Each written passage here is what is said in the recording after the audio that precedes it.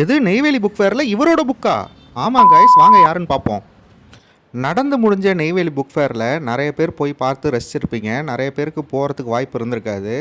அவங்க எல்லாருக்குமே நான் போய் எக்ஸ்பீரியன்ஸ் பண்ணது என்னன்னு சொல்லிட்டு ஷேர் பண்ணுறேன். இந்த பாருங்க, இந்த லேப்பில் நம்மளோட நேமை டைப் பண்ணால் இந்த ஸ்க்ரீனில் ஷோ ஆகும். இந்த பாருங்க, ரேம்பிக் ஷோ நம்மளுக்கு ஷோ ஆகுது. இது ஒரு உறுதிமொழிக்காக.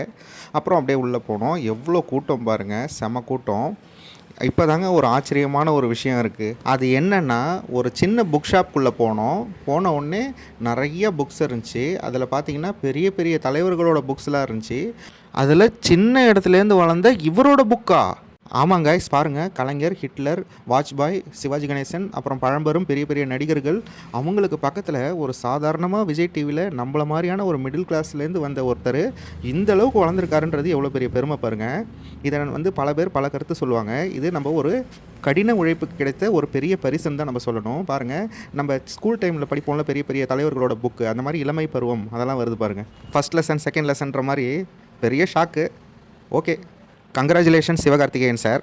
அப்புறம் நம்மளோட ஸ்கூல் ஸ்டூடெண்ட்ஸ்க்கு சூப்பர் புக்ஸ்லாம் இருந்துச்சு பாருங்கள். Park fun, mantras, action words, இந்த மாதிரி சூப்பரான புக்ஸ்லாம் அவங்களுக்கு இருந்துச்சு.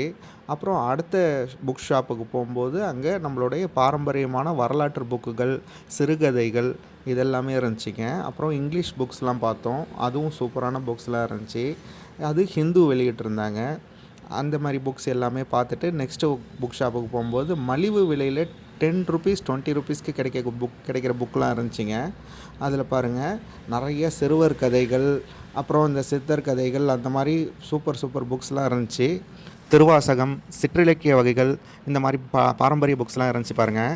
இதில் சைவம் வளர்த்த தமிழ் இதெல்லாம் வந்து பார்த்திங்கன்னா ஒரு தமிழர்களுக்கான ஒரு புக்கு பாருங்கள். அப்புறம் குட்டீஸ்க்கெலாம் வந்து டாய்ஸ்லாம் இருந்துச்சு. அது பாருங்கள், ஒரு அப்பா வந்து குழந்தைக்கு எவ்வளோ அழகாக வந்து அந்த ஒரு டாயை வச்சு விளையாட்டு காட்டுறாருன்னு பாருங்கள். அப்புறம் நம்ம ஸ்கூல் பசங்க நிறைய பேர் பார்த்திங்கன்னா இது புக் ஃபேர்ன்றதை விட ராட்னம் சுற்றுறதுக்கும் இந்த மாதிரி ட்ரை ரைட்ஸ் போகிறதுக்கும் தான் ரொம்ப ஆர்வமாக வருவாங்க. அந்த மாதிரி நிறைய பேர் ஆர்வமாக வந்து நிறைய பேர் ரொம்ப ஜாலியாக என்ஜாய் பண்ணாங்க கைஸ். நீங்கள் புக் ஃபேர் போனீங்களா? உங்களுக்கு என்ன பிடிச்சிருந்துச்சின்னு கமெண்ட்டில் சொல்லுங்கள். நெக்ஸ்ட்டு ஒரு நல்ல வீடியோவில் பார்ப்போம். மறக்காமல் நம்ம சேனலை ஃபாலோ பண்ணிக்கோங்க. பாய்.